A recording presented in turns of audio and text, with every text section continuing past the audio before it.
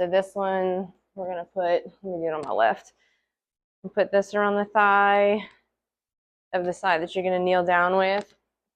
And then the other foot's gonna be extended out to the side. So you rock back,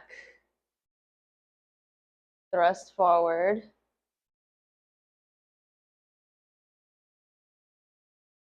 So this is mobilizing the inner thigh here by stretching the adductors, but also activating glutes on this other side, strengthening the hips.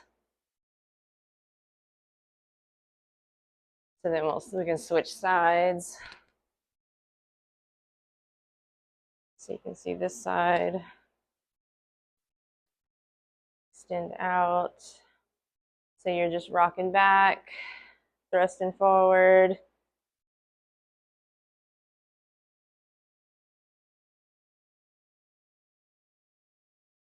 So when you go back, you're going to push the hips back, and then you're going to come up into a posterior pelvic tilt with the glutes.